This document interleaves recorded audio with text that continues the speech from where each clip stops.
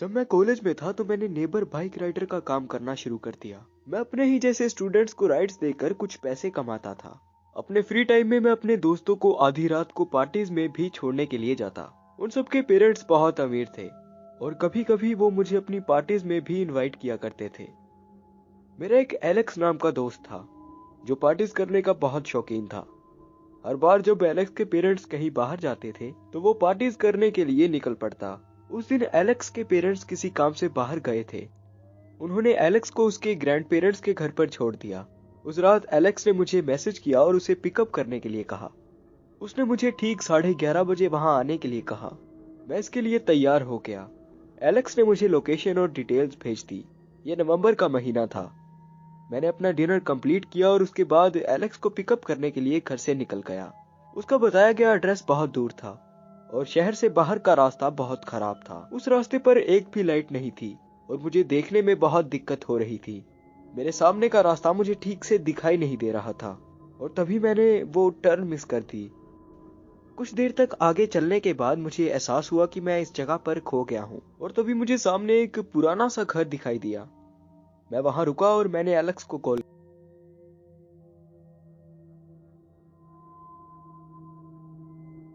किया। मैं यहां से निकलने ही वाला था कि तभी मैंने जंगल की तरफ देखा। वहां जंगल की तरफ एक परछाई खड़ी थी जो मेरी तरफ ही देख रही थी। तभी हेडलाइट्स उस परछाई पर पड़ी और मैंने उसे देखा।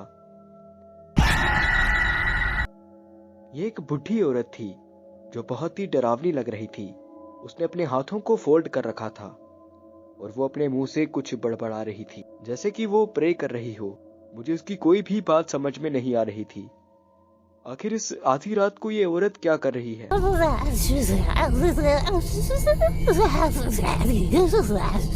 उस वक्त मुझे कुछ समझ नहीं आ रहा था। दूसरी तरफ एलेक्स अभी भी कॉल पर था। डूड, क्या तुम वहां हो? हाँ, यहाँ बस एक बूढ़ी औरत खड़ी है। क्या कर रही है वो? वो प्रार्थना कर रही है। क्या? आधी रात को क्या वो ठीक है? हाँ शायद, मुझे नहीं पता और मैं शायद उससे पूछना भी नहीं चाहता। उसके बाद वो अचानक से अपने शरीर को जोर जोर से हिलाने लगी और लगातार अपने शरीर को हिला रही थी और अपने मुंह से कुछ बड़बड़ाती जा रही थी। और सच बताऊं तो मैं थोड़ा सा डर गया था और तभी मैं धीरे से उसके आगे से निकल गया। वो औरत अभी भी उसी तरह खुद को हिला रही थी। रुको, क्या उस घर का दरवाजा लाल है? मैंने पहले नोटिस नहीं किया कि इस घर का दरवाजा लाल था। हाँ, मैंने पहले कभी ऐसा दरवाजा नहीं देखा। जल्दी से वहां से निकलो, वो औरत 1 साल पहले ही मर चुकी है। एलेक्स की बात सुनकर मेरे रोंगटे खड़े हो गए। मैंने पीछे मुड़कर देखा और अब वो औरत वहां पर नहीं थी। तभी अचानक मुझे बैक सीट पर किसी के बैठने का एहसास हुआ। मेरा दिल जोर जोर से धड़क रहा था। मैंने पहले कभी इतनी ठंड को महसूस नहीं किया था। मेरे हाथ जैसे जम से गए थे। मैंने धीरे से मिरर में देखा। वो औरत मेरे पीछे बैठी थी। मैं बहुत ज्यादा डर गया। वो अभी भी अपने मुंह में कुछ बड़बड़ाती जा रही थी और तभी उसकी गर्दन कट गई। लेकिन वो अभी भी कुछ बड़बड़ाती जा रही थी। मुझे उसकी गर्दन के नीचे की हड्डी साफ साफ दिखाई दे रही थी। मैंने जल्दी से रेस को दबाया और पूरी तेजी से वहां से निकल गया। मैं जल्द ही एलेक्स के घर पर पहुंच गया।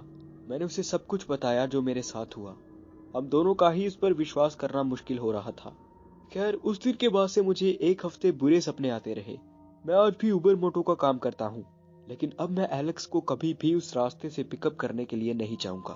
और अगर आपको कोई भी लेडी इस तरह सड़क के किनारे खड़ी मिले तो गाड़ी मत रोकिएगा।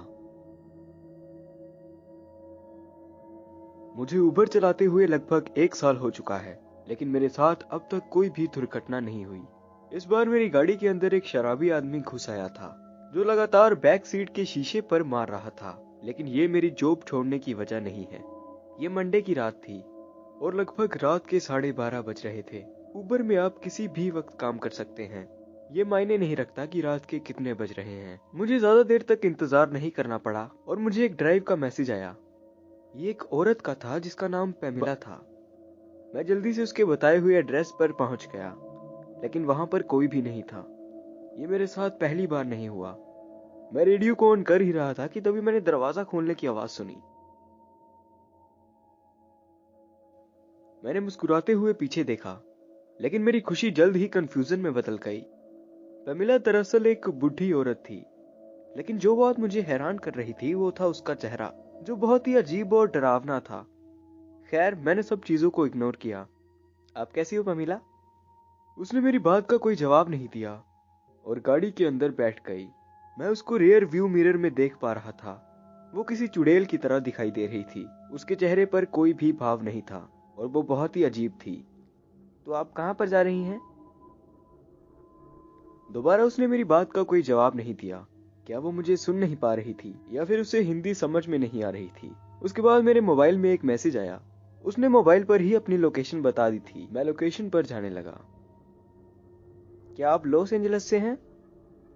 उसने दोबारा कोई भी जवाब नहीं दिया, लेकिन फिर आखिरकार उसने मुझे एक गुस्से से भरी हुई आवाज में इंग्लिश में कहा, Why don't you just take me to the address? Oh okay. शायद इस औरत को हिंदी समझ में नहीं आती थी। उसने मुझे दूसरे कोने तक छोड़ने के लिए कहा। क्या आप ठीक हो? Stop at the next corner.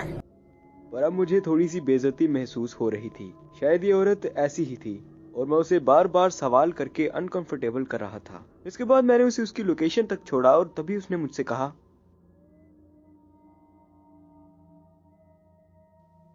Have a good day. लेकिन जैसे ही मैं पीछे मुड़ा, उसका चेहरा बिल्कुल मेरे चेहरे के सामने था। उसकी बड़ी बड़ी बिल्कुल सफेद आंखों को मैं देख पा रहा था। मैंने उससे पहले इतना डरावना चेहरा कभी नहीं देखा था। उसने जोर जोर से सांसें लेना शुरू कर दिया। मेरे मुंह से एक आवाज तक नहीं निकल रही थी। Take the stairs tonight. इस चीज का मेरे सीढ़ियां लेने से क्या मतलब था? उसके बाद वो वहां से निकल गई। मैं बहुत थक चुका था और इसके बाद आज रात के लिए गाड़ी नहीं चला पाया। इसके बाद मैं जल्दी से अपने अपार्टमेंट में पहुंचा और तभी मेरे कानों में उस औरत की आवाज सुनाई दी। मुझे ऐसा लगा जैसे उसने अभी अभी फिर से मेरे कानों में वही चीज दोहराई हो। इस बार मैं बहुत ज्यादा डर गया और गिरते पड़ते सीढ़ियों से बहुत तेजी से अपने अपार्टमेंट में पहुंच गया। लेकिन जैसे ही मैं अंदर पहुंचा, सिक्योरिटी अलार्म बजने लगा और तभी मैंने बाहर बहुत सी भीड़ देखी। सभी लोग अपने अपार्टमेंट से बाहर आ चुके थे और तभी मुझे पता चला कि आज एलिवेटर क्रैश हो गया, जिसमें मिस्टर मिलन की मौत हो गई। मिस्टर मिलन हमारे लैंडलॉर्ड थे। उसके बाद मैंने दो लोगों को कुछ बात करते हुए सुना। क्या तुम्हें याद है, उसने वो ठीक कर दिया था, लेकिन फिर भी वो मर गए। अब मुझे विश्वास नहीं होता कि इस एलिवेटर ने दो लोगों की जान ले ली। मुझे याद है किस तरह से उसकी लाश को बाहर ले जाया जा रहा था। कौन? तुम किसकी बातें कर रहे हो? जिस अपार्टमेंट में तुम रहते हो, वहाँ एक पेमिला नाम की बूढ़ी औरत रहती थी और वो भी इसी एलिवेटर में मर गई थी। लेकिन किसी तरह लैंडलॉर्ड इन सब से बच गया। लेकिन आज देखो, उसी एलिवेटर ने उनकी जान ले ली। भगवान उसकी आत्मा को शांति दे।